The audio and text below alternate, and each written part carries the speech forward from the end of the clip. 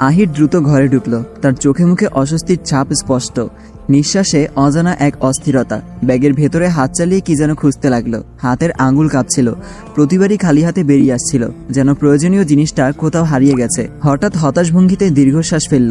না, নেই। তারপরই যেন সব বদলে যেতে লাগলো। প্রথমে সামান্য চুলকানি, তারপর মুহূর্তের মধ্যেই তীব্র হয়ে উঠল অনুভূতিটা। গলা শুকিয়ে আসতে লাগলো, যেন কেউ এক মুঠো বালু ঢেলে দিয়েছে কণ্ঠনালীতে। নিঃশ্বাস নিতে গিয়ে বাধা পেল। বুকের ভেতর অজানা এক চাপ যেন সমস্ত শরীরকে সংকুচিত করে ফেলেছে। চারপাশের আলো যেন ধীরে ধীরে স্নান হয়ে এসেছে, কেমন দুলে উঠেছে তার সামনে। আহির অসহায়ের মতো হাত বাড়ালো, শক্ত করে খাটের প্রান্ত ধরে রাখার চেষ্টা করলো, কিন্তু শরীর যেন আর তাকে সহায়তা করছিল না। আঙ্গুলের মধ্যে এক বিন্দু শক্তি নেই। একে একে যেন সব অনুভূতি মুছে যেতে লাগলো। তার শ্বাস বন্ধ হয়ে আসছে, অদ্ভুত এক ভারিতা গলায় আটকে গেছে। বুকের ভেতরটা যেন জড়িয়ে আসছে ধাতব শিকলে। শরীরের প্রতিটি কোষ বিদ্রোহ করে চলেছে, কিন্তু সে যেন কিছুই করতে পারছে না। একসময় সমস্ত প্রতিরোধ শক্তি হারিয়ে গিয়ে সে নিঃশব্দে বিছানায় শুয়ে পড়ল। চোখের পাতা কেঁপে উঠল একবার দুবার, তারপর ধীরে ধীরে নামতে লাগলো অন্ধকারের পর্দা। নুহা ঘরে ঢুকতেই থমকে গেল, ব্রুকুচকে তাকালো খাটের দিকে। আহির কেন ওভাবে শুয়ে আছে, আর খাটেই বা কেন শুয়ে আছে? এক মুহূর্ত চুপ করে দাঁড়িয়ে থেকে মাথা নাড়িয়ে নিজেকেই বোঝানোর চেষ্টা করলো, একটু ভালো করে কথা বলেছি বলে কি ভেবে নিয়েছে এই লোক। আহির, কি করছেন আপনি? এখানে কেন শুয়ে আছেন? উঠুন বলছি।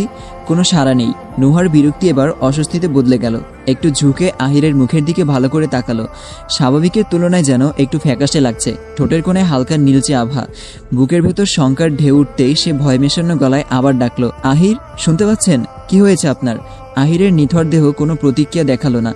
এক ঝটকায় ভয় চেপে ধরল নুহাকে। দেরি না করে ছুটে গেল পাশের ঘরে রফমিরকে ডেকে নিয়ে আসলো। রফ দ্রুত ঘরে ঢুকতেই থমকে দাঁড়ালো। আহিরের নিস্তেজ শরীর দেখে চোখে মুখে চিন্তার রেখা ফুটে উঠল। মুহূর্তের মধ্যে এগিয়ে গিয়ে কাঁধ ধরে নাড়িয়ে ডাকলো, আহির, আহির, কি হয়েছে তোমার? কোনো উত্তর নেই। এখন এবার নুহার দিকে তাকিয়ে তীক্ষ্ণ গলায় বলল, আহির কি চিংড়ি মাছ খেয়েছিল? নুহা হতভম্ব হয়ে মাথা নাড়ালো। হ্যাঁ। রফ হঠাৎ ফুঁসে উঠল, ওকে চিংড়ি মাছ কেন দিয়েছ? আহিরের ভয়ঙ্কর অ্যালার্জি আছে চিংড়িতে, তুমি কেন ওকে এটা দিলে? রফ দেরি না করে দ্রুত আহিরের মুখের কাছে ঝুঁকে আবারও ডাকলো, আহির, চোখ খোলো, আব্বা, শুনতে পাচ্ছ? সারা না পেয়ে তার মুখে ভয় ফুটে উঠল। দ্রুত করে বলল, নুহা, ঈশানকে বলো এক্ষুনি গাড়ি বের করতে, ওকে হাসপাতালে নিয়ে যেতে হবে। প্রথম আলো ফুটতেই শহরের আকাশটা যেন নীলচে আলোয় রাঙিয়ে উঠল। রাতের ঘন অন্ধকার বিদায় নিয়ে নতুন দিনের সূর্য তার কোমল উষ্ণতা ছড়িয়ে দিচ্ছে, যেন অন্ধকার পেরিয়ে নতুন কিছু শুরু করার আহ্বান জানাচ্ছে। কিন্তু ঘরের ভিতরের পরিবেশ ঠিক তেমন ছিল না। সেখানে ছিল এক অদ্ভুত ভারিতা, এক চাপা শ্বাসরোধী পরিবেশ। বিছানার উপরে নিস্তেজ আহির শুয়ে আছে। কিছুক্ষণ আগেই তাকে হাসপাতাল থেকে আনা হয়েছে। শরীরটা নিথর, মুখের স্বাভাবিক উজ্জ্বলতা স্নান হয়ে গেছে। গভীর নির্দায় আচ্ছন্ন সে। নুহা ধীর পায়ে ঘরের ভেতরে প্রবেশ করল। তার দৃষ্টি আহিরের ওপর স্থির হয়ে রইল কিছুক্ষণ। মনে মনে একটা অদ্ভুত দ্বন্দ্ব কাজ করছিল তার ভেতর। সে কি জানতো এতটুকু ঘটনা এমন ভয়ানক পরিণতি ডেকে আনবে? তবুও তার মনে তীব্র রাগ জন্মাচ্ছিল আহিরের প্রতি। যদি ওনার এত সমস্যা ছিল, তাহলে খাওয়ার দরকার কি ছিল? সে জানতো না, কিন্তু আহির তো জানতো। নিজের জীবন নিয়ে এতটা খেলতে পারে কেউ?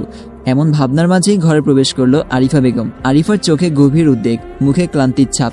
ধীরে ধীরে আহিরের পাশে গিয়ে বসে তার মাথায় হাত বুলিয়ে দিলেন, কপালে আলতো করে একটু চুমু এঁকে দিলেন।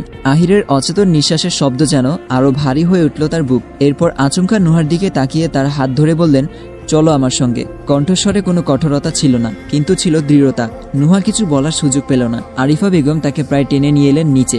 ড্রয়িং রুমে বসেছিলেন রফ মির, শাহনাজ মির আর আফিয়া বেগম। তাদের চোখে মুখে এক প্রকার শঙ্কা আর ক্ষোভের ছায়া। নুহাকে দাঁড় করিয়েই আফিয়া বেগম বলতে শুরু করলেন, তুমি এতটা নিচে নামতে পারলে কিভাবে? হ্যাঁ, আমি মানলাম তুমি আহিরকে স্বামী বলে মানতে চাও না, হয়তো তুমি ওকে ঘৃণা করো, কিন্তু তাই বলে ওকে মেরে ফেলতে চাইবে? এত বড় সাহস হলো কিভাবে? ওর থেকে মুক্তি চাও তুমি, সেটা বুঝলাম, তাই বলে এই পথটাই বেছে নিলে? কেন করেছে এসব? শাহনাজ মির তাড়াতাড়ি এগিয়ে এসে আরিফার হাত থেকে নুহাকে ছাড়িয়ে নিয়ে বললেন, আহ ভাবি, আপনি কি করছেন? নুহা কি জেনে বুঝে এমন কাজ করতে পারে? আরিফার চোখ তীক্ষ্ণ হয়ে উঠল, যেন কোনো যুক্তি তাকে শান্ত করতে পারবে না। আচ্ছা ঠিক আছে, ধরলাম সে ইচ্ছা করে করেনি, কিন্তু তাতেও তো দায়িত্বহীনতা কমে না। তুমি জানো আজকে আহিরের প্রাণ যেতে পারত। তারপর তিনি গম্ভীর কণ্ঠে রমাকে ডাকলেন, রমা, বলতো কাল রাতে কি কি রান্না করা হয়েছিল? রমা মাথা নিচু করে আস্তে আস্তে বলল, চিংড়ির মালাইকারি, চিংড়ি দিয়ে লাউ আর শাক দিয়ে চিংড়ি। আরিফার চোখ যেন আরো জলজল করে উঠল। বাহ, সবকিছুতেই চিংড়ি! আর এই রান্নাগুলো নিশ্চয়ই তোমার আপামনি করিয়েছে। তুমি তো জানো আহিরের অ্যালার্জির কথা, আমি কি তোমাকে প্রথম দিন বলিনি? তাহলে কেন বলনি তোমার আপামনিকে? কেন ওকে খেতে দিয়েছ? রমা আমতা আমতা করে বলল, ওই আসলে আমি। নুহা তাকে থামিয়ে দিয়ে দৃঢ়কণ্ঠে বলে উঠল, হ্যাঁ আমি জেনে শুনে এসব রান্না করিয়েছি। রমা আন্টি আমায় সাবধান করেছিলেন, কিন্তু আমি শুনিনি। শুধু আপনার ছেলের নয়, আপনাদের সবার জীবন থেকে মুক্তি চাই আমি। তবে যদি আমি কখনো আপনার ছেলেকে মারতে চাই, তাহলে চিংড়ি মাছ নয়, সোজা বিষ দেব, বুঝেছেন? কথাগুলো শেষ করে নুহা আর এক মুহূর্ত দাঁড়ালো না, সোজা ঘুরে সিঁড়ি বেয়ে উপরে চলে গেল। শেষ কথাগুলো যেন বিদ্যুতের মতো ছড়িয়ে গেল ঘরের বাতাসে। চারপাশ মুহূর্তেই ভারী হয়ে উঠল, কেউ কথা বলতে পারছিল না। আরিফা বেগম রাগে ফুঁসতে ফুঁসতে বললেন, শুনলেন শুনলেন এই মেয়ের কথা? আর আপনারা চাইছেন আহির এর সঙ্গে সংসার করুক? এই মেয়ে সংসার করবে যে নিজের স্বামীকেই মারার পরিকল্পনা করে?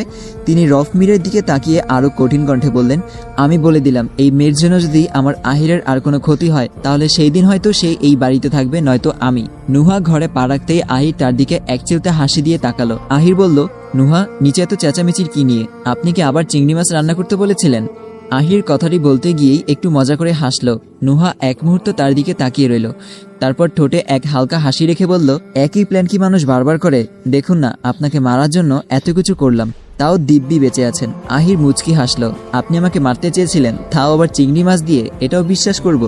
নুহা বাঁকা হাসি দিয়ে বলল, কেন বিশ্বাস করবেন না? আপনার মায়ের তো তাই মনে হয়। যাই হোক, একটা কথা বলুন তো, আপনি তো ভালো করেই জানতেন খাওয়ার পর আপনার কি অবস্থা হতে পারে, তাহলে কেন খেলেন? আহির একটুখানি হাসলো। হঠাৎ চিংড়ি মাছ দেখে খেতে ইচ্ছা করছিল, তাছাড়া আপনি এত করে খেতে বললেন, লোভ সামলাতে পারলাম না। নুহা ঠোঁটের কোণে একটু হাসি রেখে বলল, তাই বলে যদি আমি বিষ দিতাম, তাও কি খেয়ে নিতেন? আহির মুচকি হাসি দিয়ে বলল, অবশ্যই, হয়তো প্রথমবার শেষ করে আবারও একবার চেয়ে নিতাম খাওয়ার জন্য, তবে আপনি যদি দিতে পারেন তাহলে। নুহা তীব্র কণ্ঠে বলল, আপনার কি মনে হয় আমি পারবো না? কেন এমন মনে হলো আপনার? এমনিতেই চিংড়ি মাছ তো আমিই দিয়েছিলাম, আর ওটা আপনার জন্য বিষের থেকে কম কিছু ছিল না। ঈশান বলেছিলেন একটুর জন্য বেঁচে গেছেন আপনি। বলেই নুহা ঘর থেকে বেরিয়ে যেতে লাগলো। পেছন থেকে আহির ঠান্ডা গলায় বলল, আমি আপনাকে বিশ্বাস করি। নুহার পা থমকে গেল, সে ধীরে ধীরে ফিরে তাকালো। কি বললেন? বিশ্বাস করেন? তাও আমাকে? দ্বিতীয়বার এমন ভুল করবেন না আহির। এই পৃথিবীতে যারা আপনাকে নিজেদের শত্রু মনে করে, তাদের সবার আগে আমার নাম থাকবে। তাই কি গ্যারান্টি বলুন? আপনাকে তো মারতেও পারি। আহির ঠোঁটে এক স্নিগ্ধ হাসি দিয়ে বলল, শত্রু তো অনেক আছে, আপনার মতো নেই। কাল রাতে আমাকে ওই অবস্থায় দেখে আপনি আমার আব্বাকে ডাকতে এক মুহূর্তও দেরি করলেন না, তারপরও বলবেন আপনি আমাকে মারতে চেয়েছেন? নুহা কিছুক্ষণ চুপ করে রইল, তারপর চোখ সরিয়ে নিয়ে বলল, অসহায়তার সুযোগ নেওয়া আপনাদের কাজ, ওটা আমার সাথে যায় না। আমি এসব আরো কঠিনভাবে শেষ করতে চাই। আহির এবার গভীর চোখে তাকালো নুহার দিকে। এক অদ্ভুত প্রশান্তি ছিল তার মুখে। তারপর ধীরে ধীরে বলে উঠল, আমি তো শেষ হতেই চাই, যদি শেষটা আপনার সাথে হয়। নুহা আর কিছু না বলে দ্রুত ঘর থেকে বেরিয়ে গেল। তার যাওয়া দেখে আহির একটু মুচকি হাসল, তার মুখে এক অজানা আনন্দের ছাপ। নিশি কলেজ থেকে তার বান্ধবীর সাথে গল্প করতে করতে বেরিয়ে এলো। সামনে তাকিয়ে চোখ আটকে গেল। কলেজের সামনে দাঁড়িয়ে আছে সালমান, কালো শার্ট, প্যান্ট, চোখে সানগ্লাস, একটা স্টাইলিশ লুক, যেন পুরো কলেজের নজর আকর্ষণ করতে এসেছে।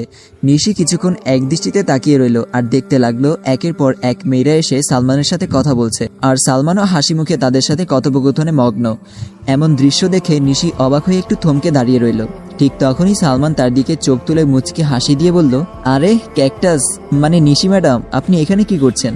নিশি খানিকটা অবাক হয়ে তার দিকে এগিয়ে গিয়ে বলল, এটা তো আমার আপনাকে প্রশ্ন করা উচিত, আপনি এখানে কেন দাঁড়িয়ে আছেন? এটা তো আমার কলেজ। সালমান হেসে বলল, আপনার বাবার যেন আমার কলেজ, বলুন যে আপনি কি এখানকার ছাত্রী? নিশি বলল, সেই আমি, যাই হোক, আপনি এখানে কেন, কি করতে এসেছেন? ও, মেয়েদের সাথে ফ্ল্যাট করছেন? সালমান একটু ফিসফিস করে বলল, বলছি চলুন বাড়ি গিয়ে কথা বল। আপনি বলছেন আমি ফ্ল্যাট করছি? আমার কিন্তু একটু লজ্জা লাগছে। আর আপনি এভাবে কথা বললে সবাই হয়তো ভাববে আপনি ওই মেয়েগুলোর মতোই। নিশি ভ্রুকুচকে তাকালো আর গলায় কৌতূহল মেশানো বিস্ময়ের সাথে বলল, আপনি কি বললেন? আমি। সালমান ঠোঁটের কোণে এক চিলতে মুচকি হাসি ফুটিয়ে বলল, আপনাকে কখন বললাম? আসলে আমি তো ঘুরতে বেরিয়েছিলাম, কিন্তু পথ হারিয়ে ফেলেছি, তাই দাঁড়িয়েছিলাম। প্লিজ আমাকে আপনার সঙ্গে নিয়ে চলুন। নিশি চারপাশে চোখ বুলিয়ে নিল। অনেকেই তাদের দিকে তাকিয়ে আছে। কিছুক্ষণ চিন্তা করে সরাসরি বলল, ঠিক আছে, আমার পেছনে আসুন। সালমান এক ধাপ পিছিয়ে দাঁড়িয়ে ভ্রু উঁচু করে বলল, একটা কথা শুনুন ম্যাডাম, আমি সালমান এনজো। মেয়েরা আমার কাছে আসে, বুঝলেন? আমি মেয়েদের পেছনে ঘুরঘুর করি না। জোকসটা ফানি ছিল আর আমি মজাও পেয়েছি। সালমান এক মুহূর্ত চুপ করে থেকে নিচু স্বরে বলল, আপনাকে ক্যাকটাস কি অকারণে বলি? নিশি এক পা এগিয়ে গিয়ে ফিরে তাকালো, চোখ কুচকে বলল, আপনি কি যেন বললেন? সালমান মুচকে হেসে বলল, কিছু না, চলুন আপনি। বিকেল গড়িয়ে সন্ধ্যার ছায়া নেমে এসেছে। আহির জানালার পাশে দাঁড়িয়ে বাইরে তাকাতেই চোখে পড়ল এক চমৎকার দৃশ্য। নুহা বাগানের নরম ঘাসের উপর বসে আছে, চারপাশে ছোট্ট ছোট্ট খরগোশের দল ওদের সঙ্গেই খেলছে, হাসছে, মৃদুস্বরে কথা বলছে। পরনে সাদা রঙের ফ্রক, গায়ে জড়ানো পাতলা সাদা ওড়না, বাতাসে তার খোলা চুলগুলো নরম পরশ বুলিয়ে যাচ্ছে। আহির তাকিয়ে রইল অপলক, মনে করতে চাইল সেদিনের পর কবে এমন প্রাণবন্ত হাসিতে নুহাকে দেখেছে। বহু চেষ্টা করেও মনে করতে পারল না নুহার হাসির এমন সৌন্দর্য, অথচ সে নিজেই জানে না। সবসময় যেন মুখ ভার করে রাখে, যার সঙ্গেই দেখা হয় একটু না একটু ঝগড়া করেই ছাড়ে। আর আহির, তার তো নুহার সঙ্গে কথা বলার সুযোগই হয় না, যেন ইচ্ছা করেই তাকে এড়িয়ে চলে নুহা। একটা ছোট খরগোশ নুহার কাঁধে উঠে পড়েছিল, সেখান থেকে প্রায় পড়ে যাচ্ছিল। নুহার সঙ্গে সঙ্গে সেটাকে ধরে ফেলল।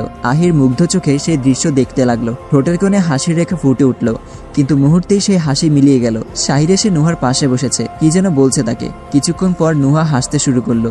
সেই হাসিতে যেন বিকেলের আলো আরো ঝলমনে হয়ে উঠল। জানালার গ্রিল শক্ত করে ধরে রইল আহির। ভেতরে কোথাও একটা অস্বস্তি দানা বাঁধল। এই আবার এসেছে, এর মতলবটা কি? নুহার হাসির শব্দ কানে বাজতে লাগলো আহিরের। কি এমন কথা বলছে ওরা, যা শুনে এত হাসছে? না, আমাকেও বাগানে গিয়ে দেখতে হচ্ছে কি এমন কথা, আমারও শোনা উচিত।